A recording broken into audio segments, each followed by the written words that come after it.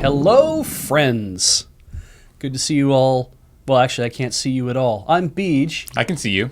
I can also see you. That's James. Yo! That's Serge. Hi. We're doing askLRR again this month. Thank you to everybody who sent in questions. If you want to send in a question for askLRR, in fact, you just have to join the YouTube memberships because that is your special perk. You get to submit questions, and hopefully we will grab one of your questions and answer it. It's a rotating cast on askLRR, so yeah, next time it probably won't be any of us, or it might just be one of us and two other people, or maybe it will be us again. Imagine the possibilities. Exactly, right? And yeah, thank you to everybody who does join our YouTube membership program. It's weird because we have Patreon. It's like, thank you to our patrons at Patreon. Yep. Thank you to our Twitch subs, or Yep. thank you to the chat at Twitch from Twitch, or whatever like that. It's like, there's no easy way to say. I mean, YouTube memberships work. Thank you to our but members. They're on not. YouTube. The problem is that YouTube membership is not a huge thing. Like, it's not something every YouTube channel has. It's not something that gets talked about in the same way that Twitch subs do. No, not Yeah. at all. Or patrons do. Yeah. Doesn't mean that you shouldn't still go check it out. It's the same cost as, Twitch, $5 a month.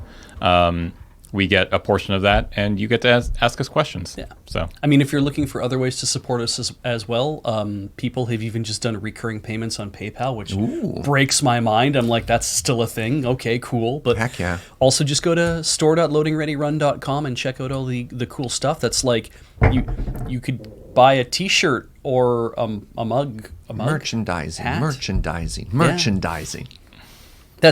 That's part of my job, so that's why I always mention it wherever I am somewhere. Is I like people to go to the store at least. Sometimes I don't even care if you buy stuff. I'm Just more look at it. Just go there. I want to see the numbers go up because it's Nice, great. Like nice. we tweeted about the hat because the Woodcock 500 hat. We got like a nice new picture of it, right?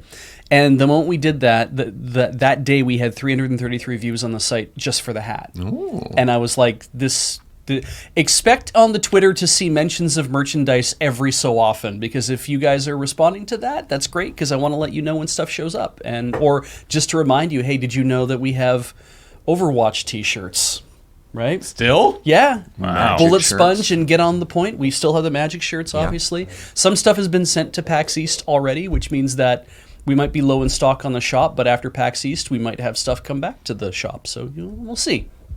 Paul, who is on tech, hit us with our first question.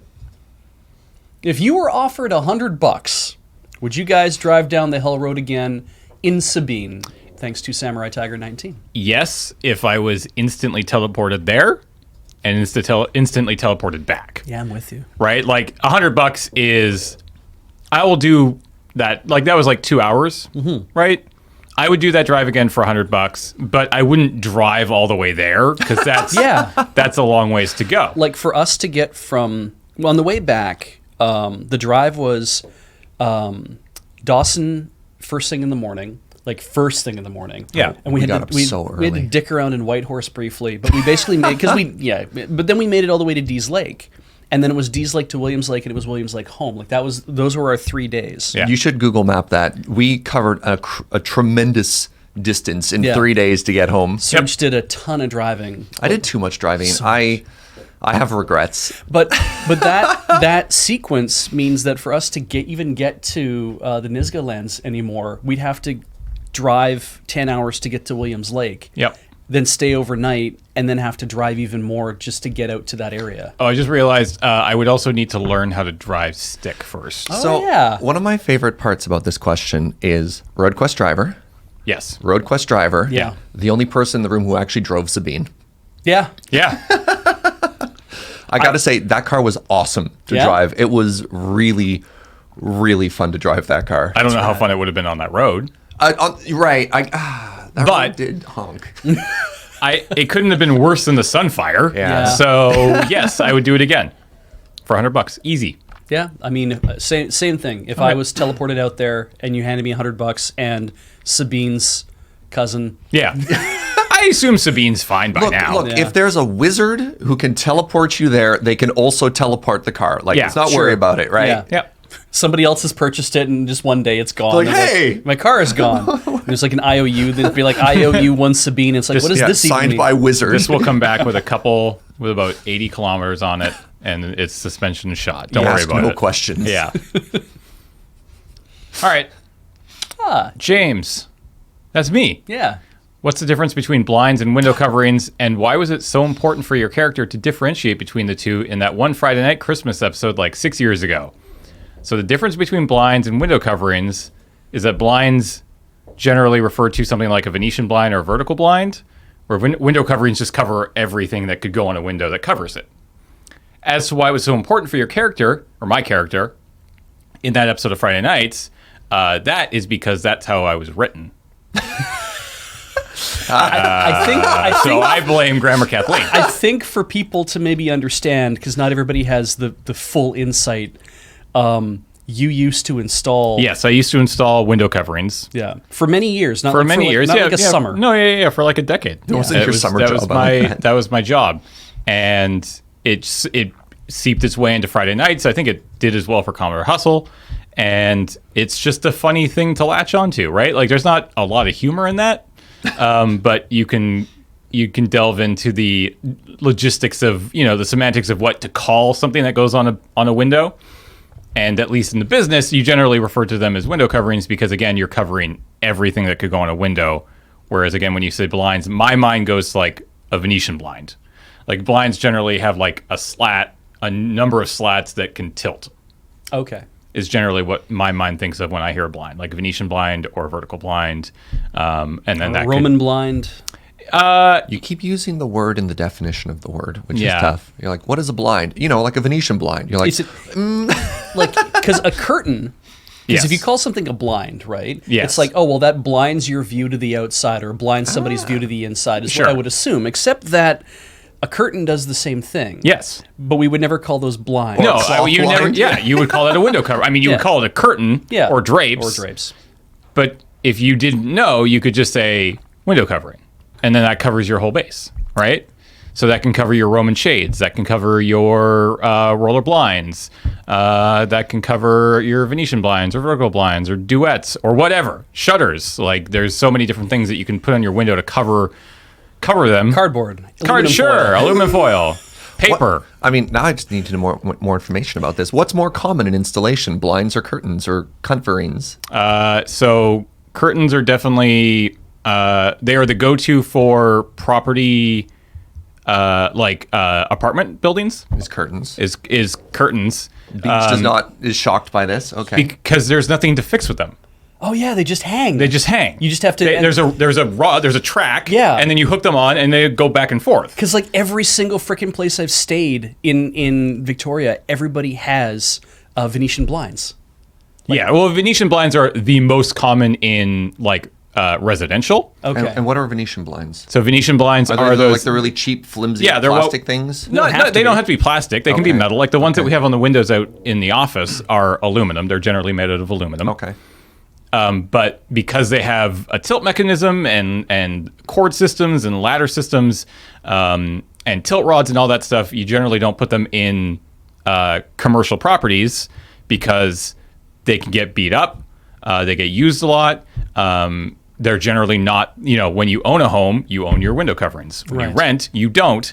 So you generally tend to not be quite as nice to them. So you put stuff in that doesn't break, which are drapes. And cheap drapes are cheap, right? Like you can obviously spend a tremendous amount of money on drapery, and certainly in higher quality homes, like people who have, $1 million homes, they have gorgeous flowing, velour drapes. Ooh, but that's I don't even not know what what you velour get means. I at, like the $800 a month one bedrooms that are for rent in Victoria kind of thing. I was going to ask you what is the difference between a curtain and a drape, but I think I figured it out actually as I was thinking about it. Is that a drape is always something that can cover an entire window, but a curtain can also just only cover part of a window. Yeah, like a side panel or even like you a nailed it. valance Yeah, or I think- something like I that. think that's it. That's kind of it. I mean, Yeah. they're very interchangeable, right? Yeah. Like But I would never call something that was like that only covered like the top top bit of a piece of window or whatever, like a ramen curtain. Yeah. The kind of thing you hang and like to say, we sell ramen here, right? Like that kind of thing. Sure. That's a curtain. You wouldn't call it a ramen drape. They never call it a drape. Yeah. That's very true.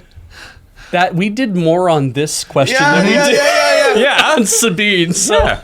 I could talk about this all day. Yeah. It's been a few years, but I still enjoy it. It's still fun to talk about. So there you go. That's why I was so specific in Friday nights, because I have many opinions on this. Love it. Next. hey, Serge, read this one. What games have you guys been playing this year or looking forward to the release of? Thank you, Hist Connell. So far this yes. year, I've been playing a lot of Minecraft. God, so much Minecraft. And I've been playing a semi-decent amount of PUBG, although I haven't for the last couple weeks, You which is enjoying my the new- normal. The new map and the new update and the new patches? Yeah, everything's been really good. I haven't tried the very new thing, which is like a proper team deathmatch. But that's brand new, like in the last couple days. And then I've been playing Arena. Like I've been playing my staples, like Arena, Magic, or Arena, Minecraft, and PUBG. I don't think outside of that I've played much of anything else. The one game that I am actually looking forward to, which is weird, is Animal Crossing. And I don't know why. The hype has just hooked me. I've never cared about Animal Crossing, but there's just too much of it in my Twitter timeline and on Reddit and just everywhere I go on the internet. Everybody's freaking excited for this game. So I'm like, you know what? Fine. F it. I'm going to play Animal Crossing. James now full-time, like one more is now just an Animal Crossing stream. I like it. I don't know. So that's been my jam this year, and that's what I'm looking forward to. Other than that, anything later this year? Not really. Not that I know of. Not off the top of my head. I think BioWare is retooling Anthem. Cool. I don't care about A Anthem. new action looter shooter. Surge, what about Oh, I you? guess Magic Legends. I am actually kind of yeah. excited for Okay. Magic Legends. Right, that's coming out. That's yeah. like the sort of Diablo-ish Magic. Diablo based in the world of Magic.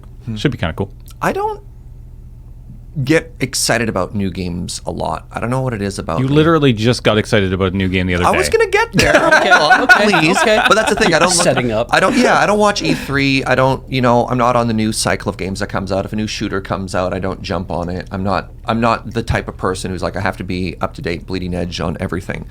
That being said, I got really stoked. Thank you for taking my thunder, James. Well, it's just funny that you said I don't normally get excited, and like But 3 days ago you got excited. That's a big thing. That's why it's so unusual. When I do get excited about a game, I'm like, what's this feeling? What are these butterflies inside? Like a whoo. Game called Stone Shard, not Stones Hard, which a lot of people look at. It's like if Stone is hard. Diablo met Darkest Dungeon. It's like Diablo. It's the same graphical interface. It's pixel art. It's got the downside, okay. but it's turn-based. So you move, they move. You move, they move. And it has a lot of interesting tempo to it because if you two move right next to each other, you always have to worry about, like in the Dance of the Necromancer or something like that, you always have to worry about that one extra space. Crypt of the Necrodancer. Crypt, not dance? Well, Crypt of the Necrodancer. Oh, thank you. Yeah. So you always have to worry about sort of that tempo that goes back and forth, and you can play it like a roguelike, so you can do permadeath onto it. And Is it procedurally generate the levels as well? everything is random? Yeah. So it's just an isometric view like Diablo was. and it has a lot of the same. You open up the character screen, the loot you wear, the gear you have, the inventory management is a lot like that. But then it gets deep into the numbers. Like something wounds you, your arm is bleeding. You have to like specifically bandage it and then heal. And it's very brutal and very, very, very, very, very detail focused. But I'm like, I'm in. Sweet. Damn. But still in early access, and they're going to be adding a lot of content to it if their roadmap is To be believed. yes. Yeah. Beej? If we ignore all the mobile games I have been playing, because basically I'm a creature of terrible habit and addiction, because that's like Fire Emblem Heroes, Animal Crossing Pocket Camp, Magic Puzzle Quest, which is funny. They actually took the Gathering part off of Magic Puzzle Quest now. Now it's just Magic Puzzle Quest. It used to be Magic the Gathering : Puzzle Quest? Yeah, Magic : the Interesting. Gathering : Puzzle Quest. And I was like, whoa. And now I saw the change in the branding, and I was like, oh, that's interesting. I guess it's because it's a related product as opposed to like it's not Sure. MTG. But Yeah. Anyway, ignoring all of that, I picked up Bloodstained finally, which Okay. was Koji Igarashi's Castlevania that he would have wanted to continue making if he was still working at Konami, and did not end up working at Konami, and so he funded this thing. They've been working on it forever. I have the Switch version. I actually pre-ordered the Wii U version. Wow. Because when it came out, I was like, I'm going to get the last Wii U game ever made for the platform, and it's going to be this. Because I'm like, this isn't coming out for a few years yet. And so when they said we have to upgrade people to the Switch, do you want that? I'm like, hell yeah, I'd rather play this on the Switch anyway. They've done a lot of fixes. There are some areas where there's areas where the whole area is just nothing but slowdown, which sucks. What does slowdown mean? Just like everything's running at like slower frame rate. Oh, it's too big. It cannot keep up with it, and which is tough. And they've been doing a lot of like balancing stuff, but oh my god, it's so good. Like it's every Metroidvania game, like actual Castlevania branded Metroidvania game that I've played. It's just so fun. You're collecting the shards of the monsters, and then you're like upgrading them, and there's not really a tree so much as just go out and beat guys up until they drop shit, and then take the shit back and pump it into your shards and make yourself more powerful. And I'm like, this is so much fun because I like doing that kind of crap.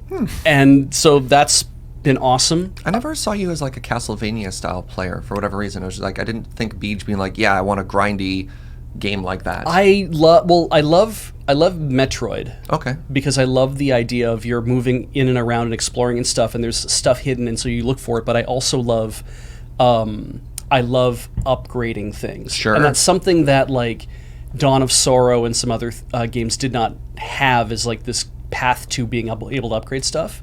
And so it's like now I'm upgrading stuff. So that's been a lot of fun, and I'm looking forward both to the Animal Crossing game just because I want to see what it's like, to New Horizons.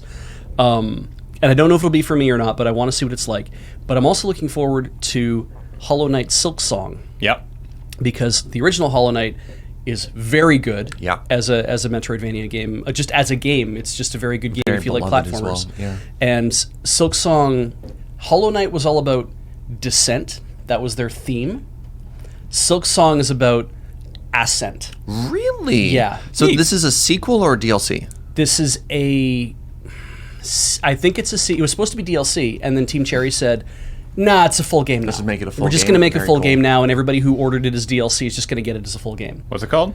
Hollow Knight Silksong. Are you taking notes? No, I'm finding out. Oh. I'm really impressed because it's about Hornet, who is one of the she's one of the NPCs in the original game, and so now she's the playable character. Because I guess that was the idea. Is the DLC was supposed to be you can play Hollow Knight as Hornet, and then they're like, actually, you're just going to play a brand new game. This is Hornet's story, yeah. Yeah.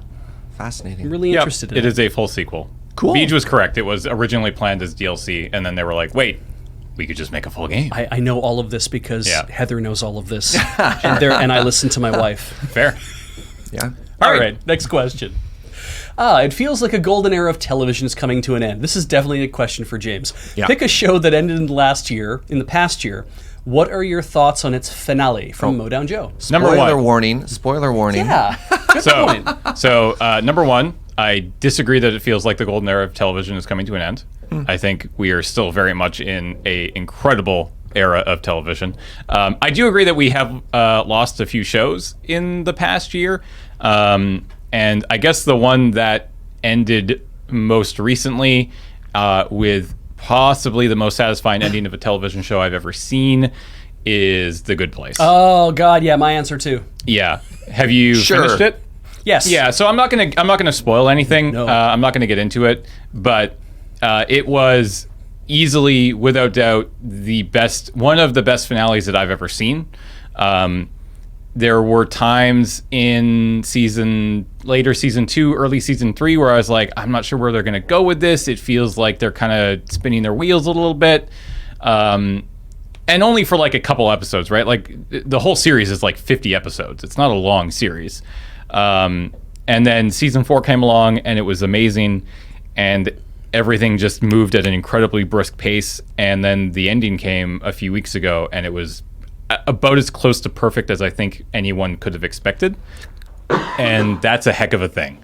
Like, not only was it a heck of a thing that this show existed in the first place, like it is a show that could only exist by somebody as incredibly intelligent and smart as Mike Schur, having the freedom to make whatever the heck he wanted because of coming off of Parks and Rec and stuff like that, Brooklyn Nine-Nine. He's already created some incredible shows.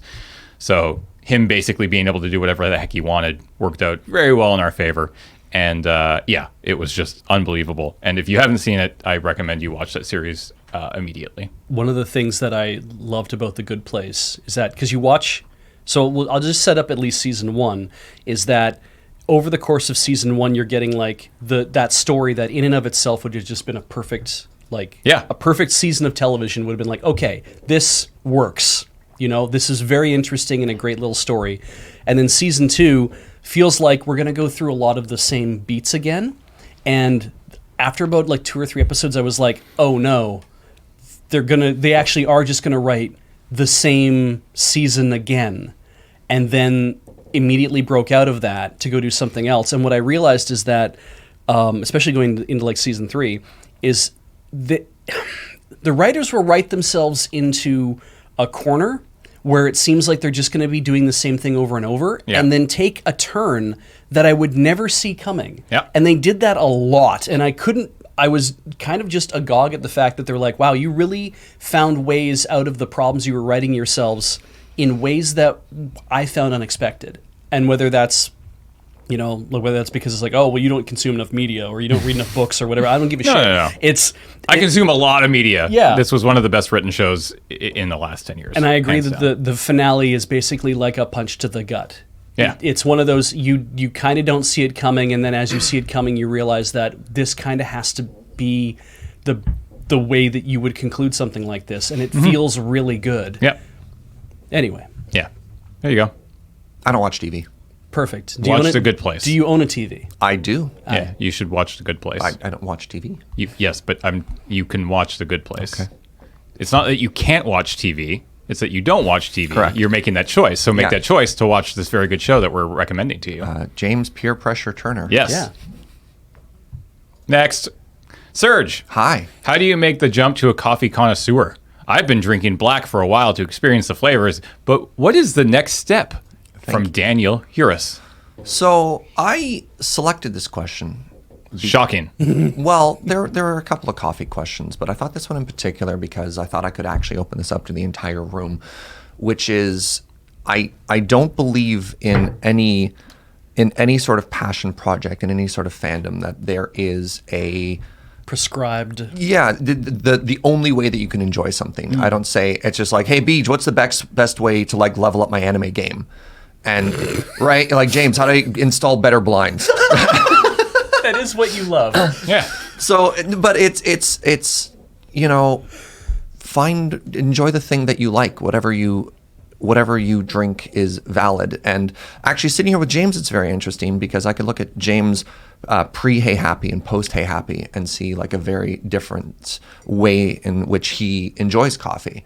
And it's not as if you just go somewhere and try something. And if you find something new that you like, a whole new world can open up to you. To be fair, I mostly just drink honey lattes. That's still fair, though. But you can get honey lattes anywhere. But instead, you're going to like legit one of the best cafes in the world and paying a premium for it. You're probably spending $1 or $2 more per drink there than you would if you got a similar thing at Starbucks, right? What? That shouldn't surprise you. Shoot. You're getting screwed. I've lost so much money. Not like that. Yeah. The important lesson in anything, if you want to get more into it, be it coffee or whatever, is you have to want to care. Like, passion has to drive something. You have to want to learn. You have to want to get out of your comfort zone and try something new. And it's just a matter of, if you like what you like right now, that's valid. Don't feel bad about what it is. If you want to try something new, if you want to try different single origin coffees, talk to the staff. Talk to somebody you think is oh, that's why you asked me. Oh my God. Yeah. Talk to somebody who's knowledgeable, right? Yeah, but you can't, like in this case, it's like you've been given a couple questions and it's like, how do I relate that as a means of answering? Sure. But I think you're right. It's kind of like, talk to the person at the cafe that you go to if you can if you can stand to talk to somebody in person. Yeah, I guess that's a big one, right? Yeah, and that's hard too. But it's like because mail ordering coffee is kind of maybe not always the way to go. So I definitely, if you're thinking about risk and minimizing risk specifically to your wallet, yeah, buying a $20 bag of coffee online is tough because then you have a lot of beans and you might not enjoy it. But going to a cafe and trying to drink makes the investment step a little bit lower, right? Because you're like, hey, this is a $3 cup of coffee, and if I don't like it, I'm only out that. I don't even have to finish the cup. But having an entire bag that you're like, oof, didn't like that. But I mean, in general, go for medium roast coffee. I like to compare as like steak, and that's not to say that a well done steak is bad, but typically the higher quality something is, the less you want to cook it, the more you want to taste what's actually in there. So go for lighter roasted beans or medium beans, much like you'd go for a medium rare steak, if that's what you like. I mean, of course, there's a place for, grill it till it's brown and covered in teriyaki. That's delicious too. That's your vanilla latte, right? Like, Hey, you do you, right?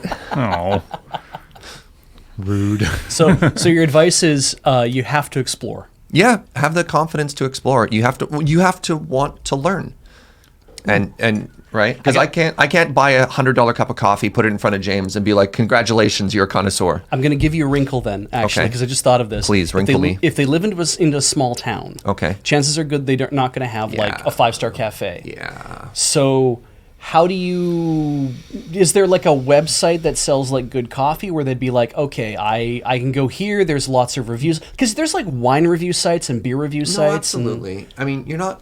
Sorry, I should talk into the microphone when you say that. You're not wrong. Obviously, I have the advantage of being in a urban setting with a lot of options and a lot of world-class things, and also like years of knowledge. And tangentially related, Cameron was just like sent me a Slack message being like, Serge, what is the secret network where I can find out where all the good cafes are when I'm in PAX East in Boston in late February? Wink, wink, nudge, nudge. And I was like, congratulations, you've reached the secret network. It's me. Haha, surprise. and then, a couple hours later, with Joe's help, we put together a coffee map and sent it back. And it's just like, how do I know how to evaluate cafes I've never been to? How do I look at it and stuff like that? Oh, right. Like that's the skill you pick up with practice over years and stuff like that. If you are at a rural area, you don't have access to good cafes, what would you do when you want to minimize cost? There are... Maybe not cost, but just risk. Like, are there places are there a couple of good websites, are there a couple of good blogs where people are like, here's some stuff that, you should go look at or that you should buy? Or there's a simple answer, but it's complicated. I mean, similar to ordering a bottle of wine online, if there are tasting notes. Yeah. I mean, if you're a snob, you look at tasting notes, and there's two types of snobs. There's a snob who looks at tasting notes and is like, yes, pear, I love this. Yeah. And there's people who look at pear in coffee. Like, there's the two polar sides. It's like, are you the type of person that tasting notes work for? If they are, then absolutely. There's lots of great websites, and you can find those, and there are great coffee delivery services. But again, you have to be the type of person that works for. It's interesting. Yeah, because again, like in booze, people will look at like this whiskey tastes like mead. You're like, right? Yeah. I don't know who I was trying to be in that particular thing, but it's tough and it's different for everybody. And I'm guessing that you like read blogs, or you have people who know other people. You establish this web of knowledge for places, and it's like these things. But you've spent a lot of time reading about coffee, so it's like trying to throw somebody who's trying to learn into this is maybe a little hard to say, here, go swim, It's like anime in the 90s, Beej. Like, right? Somebody reaches out to you on your old message board, and they're like, give me an anime. And you're like, that's a loaded question. That's a terrible idea. Right? You're like, what do you like? What are you into? It's hard, okay? Yeah. Sure, go get a medium roast South American coffee from Guatemala. Like, yeah, he did it. A start, but not necessarily the answer. Right? Yeah. It's just like, watch Naruto. I don't know. Like, yeah, exactly. You can always recommend like a medium roast Cowboy Bebop to somebody. So there you go. That's the answer. Perfect. Cap on that one. Which Serge, one of you has the most defined character niche in LoadingReadyRun ecosystem? Do you value the idea of having defined niches, or do you find it limiting? Thank you very much to Brian Apley. I was almost going to read that as Appleby. God. Brian Apley. Which one of us has the most defined character niche? I think I do. Yeah, I think Serge I'm the does. cinnamon roll. Yeah. I play one crap shot where it breaks out of that roll, or I swear, and people lose their mind. Yeah. It's very true. Like Yeah. I have been so niche written in the limited things in which I am scripted that I have now been put in a box that I'm never allowed out so of. that's tricky because that's a defined character niche that the audience has given you. I don't think that's a defined character niche that we play to. In fact, we try to avoid playing to it as often as possible. Sure. For that exact reason. But you're not wrong. I think it is probably you, right? For that and for, coffee, as we would just found out. Like, yeah, there are definitely, I think, like, it's tricky. It's I guess it depends on your definition of that, right? Like, when you say Beej, what do you think of when it comes to the Loading Ready Run ecosystem? I have a fairly rubber face. Sure. Like, I can fit a lot of different, not like Jim Carrey kind of rubber face, obviously, but I have the kind of like, do you need me to play like, I was doing this the other day, I was like watching stuff from season 11, I'm like, in this one I'm playing a guy who launders money, and it's like, I'm clearly a nice guy, but there's maybe a bit of menace behind that. Yeah. Or then I'm playing like, like a goofball this, or I'm playing like Derek from Quirpline, or like... Bob's gardening, right? Yeah. Or Greg. Oh, Yeah, wow. Gardening with Greg, it's fine, it's okay. But we put Serge... Fake LRR fan We right here. put Serge in like a leather jacket with his shirt off and a bat, and everyone's like, "Why is Serge acting like this? Why is he on PCP and crazy? That's not okay." It's like, no, it is perfectly okay. Yeah, welcome to fiction, right? Yeah. I mean, I think it might be a fact of I'm just not in as much scripted content. Yeah. Yeah, a lot of what I do is just the streams and magic stuff. I mean, right? our scripted content in general is a lot less than it used to be, too, Sure, right? fair. And a good chunk of the scripted content that we do, Friday nights, Commodore Hustle, that's us playing exaggerated versions of ourselves. So it's easy to play into real life. Like you Character. really swing from goofball to hard ass quite easily, depending on what you're in. Yeah, Yeah. exactly. So yeah, The joke is always James is always the cop, but you're not always playing a cop in everything that you do. no. But I'm generally, I guess, the authority figure, right? Except when you decide that you want to be like the fiscally responsibility fairy. Yes. Although that was more of a character though, right? Like that, especially that initial sketch. I mean, that was based off of the fact that I do that to people, can push them to spend their money on stupid things. Right, Because or force them to watch TV shows that I'm Or interested force in them- watching. Right? Just watch A Good Place, Serge. Come on. All right. What's next? What are your top podcasts / YouTube channels / Twitch streamers from Frumbert? Podcasts. I'll give you a few here. The Anthropocene Reviewed, Dear Hank and John.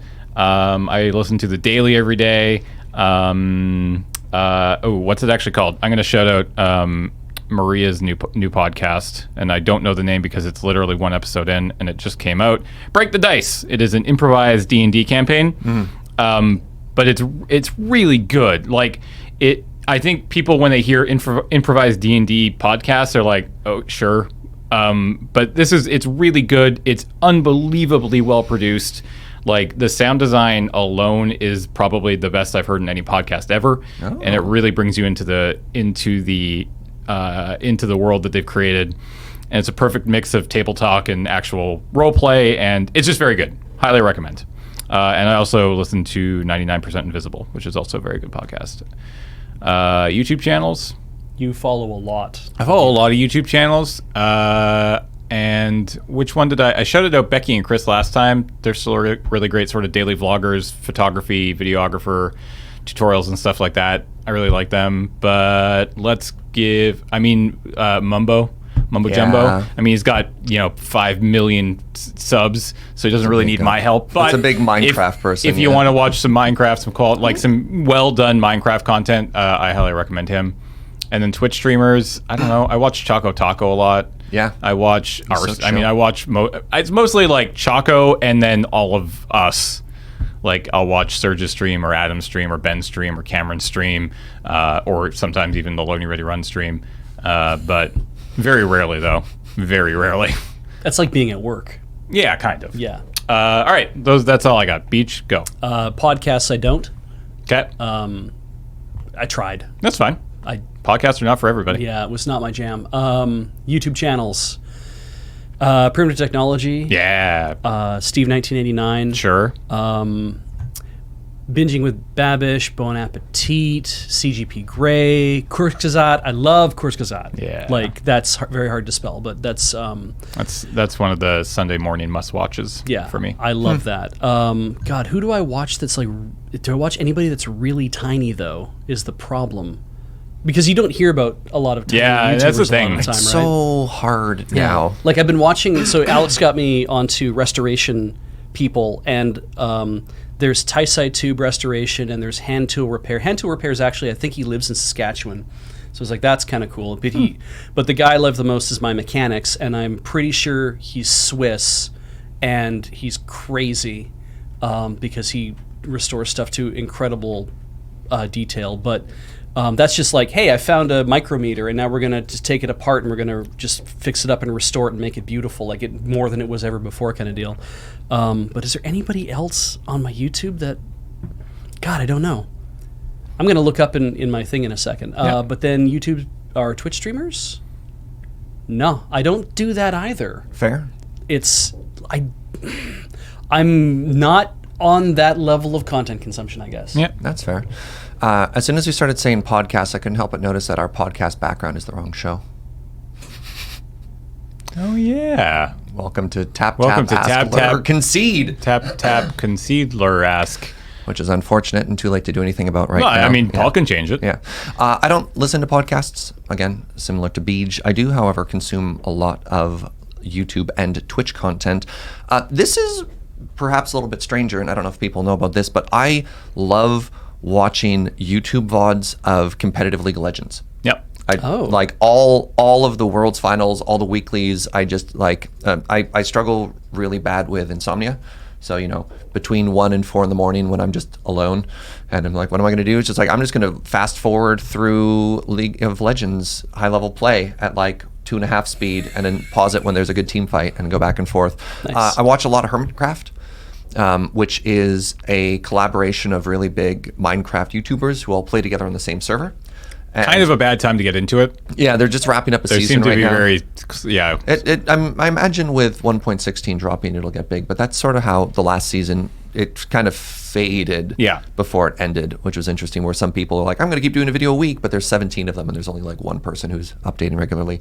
That being said, if you don't want to follow what every YouTuber does, there is a channel called Hermitcraft Recap, which gives you like a 30-second summary of what they're all up to, which is actually pretty great. well, it's a 17-minute summary over everybody. Sure. It is. I'm not gonna lie. There's a little bit of me that dies inside when I go to that channel, because this is a channel that is dedicated to recapping 17 other YouTube channels that have no affiliation with this channel that's bigger than our channel. And I'm like, oh, okay. Yeah. And for something completely different, I watch makeup tutorials with Joe in the morning for a channel called Safi Nygar. Oh yeah, I've watched that Yeah, before. and that's just actually really interesting. And she's a really good YouTuber who's also got like 5 million subs and doesn't need a shout out. But it's just like, hey, let's do something completely different. Let's talk about Twitch streamers. Probably my number one favorite streamer I watch right now is Jorbs. Jorbs is a Slay the Spire streamer and is very, very, very good, not only at the game, but is also just a good performer and is very smart and very analytical. And I wish I could slow my brain down enough to actually think about any decision as much as he thinks about a single decision. I'm very impulsive. I'm very big on pattern recognition. I'm very like, I've seen the answer to this once and I will apply the answer now. Yeah. And you're like, Serge, that was the correct answer that time, but the same answer doesn't work in every situation. Forehead. I've been watching a lot of They Are Billions 900% no pause streams. I don't know why. Nice. Yeah. That's a cool game. It's a very cool game, and I wish I was better at it too, which is a completely different set of skills because that's all like APM, high level, Right. multitask, RTS stuff. Thank you. Okay, the weird ones, or the ones that are kind of a little weird. Oh, do you have your YouTube subs up? I do, actually, just because there was a couple I wanted to mention. There's Dolgen. Dolgen's a white guy living in Japan, has twins, in fact. Like he married there, he has kids there now and everything too. He has a Patreon where he teaches people how to speak Japanese better. Okay. Oh, right. You talked about this. Yeah. He's also just really like low-key funny. and he releases a lot of videos that are like a minute long, where it's just him essentially explaining something about Japan or acting out like a skit in Japanese and with subtitles. That is just, here's what living in Japan is like, or here's a stupid thing that happens in Japan. And it's like, it's great because if you're somebody who's like into the culture, having that like put out in front of you is great, because it's like, yeah, you know what? Things are stupid everywhere. They're not just stupid in your own country. They're stupid in Japan too. But then the other one I wanted to mention is one that I've seen as, if you search for Tewaza, Tewaza, it's a collection of videos, 4 to 5 minutes long, that all highlight a special industry in a different area in Japan. So like there's something from Osaka for Kongo Sudare. They put up a video recently for Kyo folding fans, or they went to Matsumoto Furniture in like a different, and these are all in like different areas. The Akita cedar tubs and barrels, and it's 4 to 5 minutes long of watching people make something in a traditional way, and it's kind of soothing. The music's nice and the production value is sweet, and they're really just designed to be like, we need to show you these things exist because we need you to come here and buy this stuff. Otherwise these towns are going to die. Yeah. Cool. Well, there is a whole bunch of stuff for you to go watch, listen, and enjoy. You all seem to spend a lot of time indoors. Parentheses, like myself, in parentheses. What's your favorite outdoor activity? Golf. Kenny Connor. So it was interesting because I used to spend a lot of time outdoors.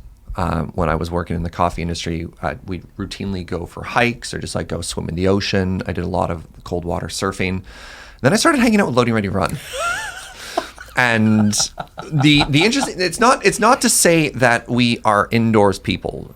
Well, some of us. Some of us are definitely indoor people. All right. But the big thing is, if you work Monday to Friday, most people spend the weekend times out.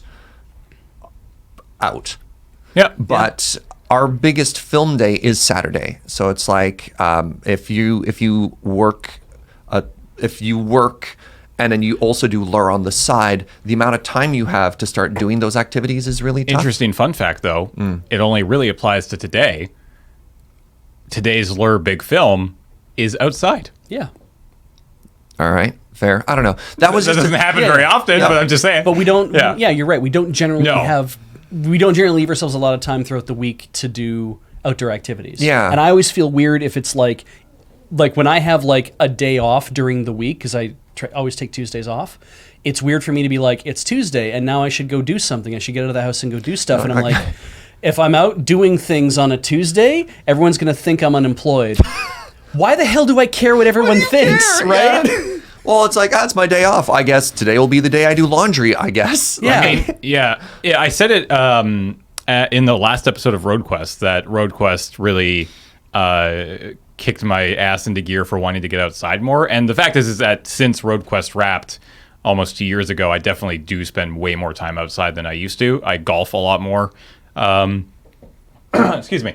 In the last year and a half, I've been golfing a lot. Obviously, it's kind of winter here in Victoria right now, and you can golf in the winter, but it's gross and wet and rainy. It's so wet. I haven't done it a lot. But during the summer, spring and summer, I was out like once or twice a month, which is nice, to like the golf course. I was at the driving range almost once a week. I walk to work now, which is nice. That's a big difference. So that's, it's not a lot of outdoor time, but it's like 45 minutes of outdoor time a day back and forth. And then we generally on Sundays like take the dog to the park kind of thing. But I definitely used to be more outdoorsy. Like I'd go, like my dad and I used to go hunting and camping and fishing. And those are definitely not things I do anymore. But I wouldn't be opposed to doing them. I should also shout out the fact that I love to ski. Yeah, I used to ski a lot. I'm not very good, but I love doing it, and it's a lot of fun. And there's a ski hill. It's a ways it's about 4 hours, like 3.5 hours out of town. But Victoria is such a weird city that I don't know what it is, but it doesn't make me think about outdoor stuff. We have oceans, but it's not a beach town. So you're never just like, I'm going to go chill out at the beach. Yeah. We have ski hills nearby, but there's no snow. So you never associate yourself with like, if you're in Calgary and there's a foot of snow everywhere, you're like, great. I'm going to turn this like haphazard into something I enjoy on the weekend. But Yeah. you don't get that. You're like, it's just green and pleasant, or slightly drizzly and unpleasant. Yeah. Yeah. This is an outdoor town for more often than not low impact outdoor activity. Like, I'm going to go hiking. Yes. Yeah. It's a big hiking and yeah, for sure. All right. My favorite outdoor activity is getting back inside. You're like, oh no, the sun, I made a mistake. Shit, I got here in the Yeah. morning. Oh, God.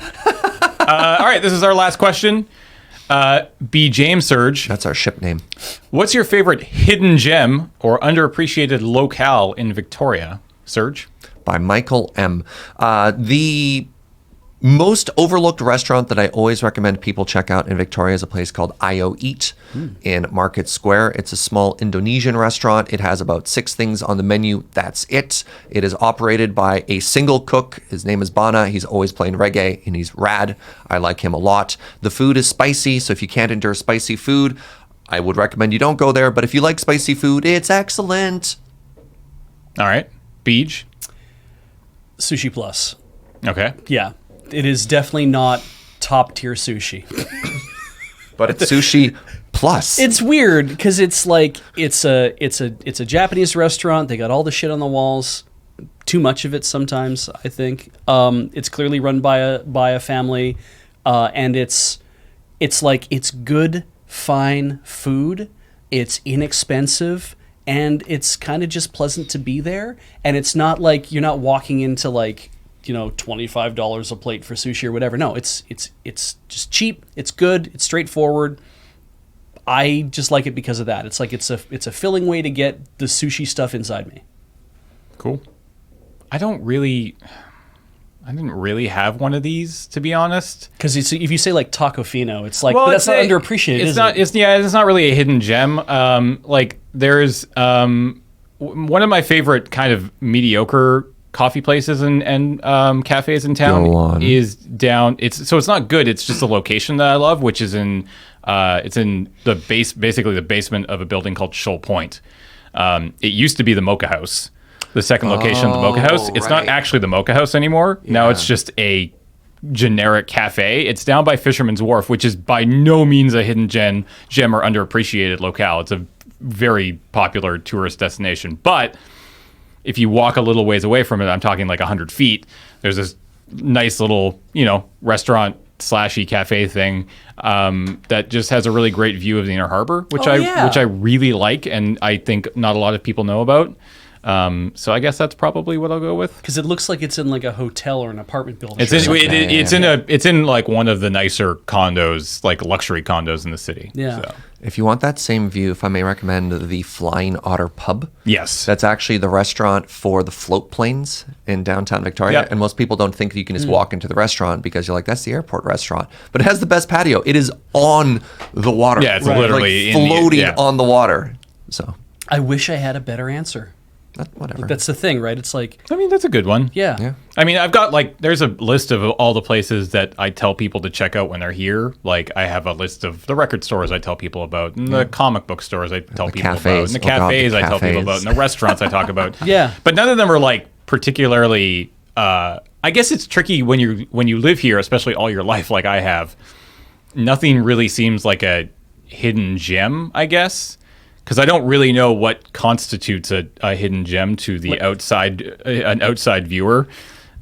People would probably not go to cenote if they didn't know about cenote. That's true. Oh, it's popular now. But is it popular to tourists is the thing, right? It's like if you don't live in Victoria, would you know about cenote? You might not. yeah, I don't think guess that's. so. I don't A think hot that. dog basement, Like, I don't yeah. think that's topping any Yeah. top 10 lists. Yeah. Like, and that's what a lot of people look at. You know, they Sure. get on Yelp or they get on whatever travel whatever, and are like best restaurants in Victoria, and they're going to get Zambries, right? Nautical Yeah. Nellies Or- and, sure. or maybe Bin 4 and yeah. No, they're not getting Bin 4.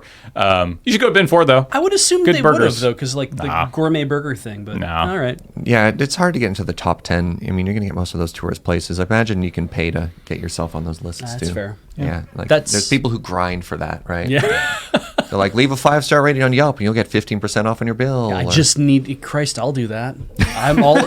Living in this town is expensive. I'll take any restaurant discount I can get. Well, don't go to the ones that are going to cost you hundreds of dollars for a meal. No kidding. That's then the end of askLRR, and you can tell it's askLRR because Because we have it's been here the whole time. exactly. Thank you again to everybody from our Patreon and to everybody from Twitch and just to everybody who supports us in general and lurks in the chat, does all those things. Go check out store.loadingreadyrun.com. But if you want to ask a question for askLRR, you have to be a YouTube member. So you can go to our main channel, LoadingReadyRun.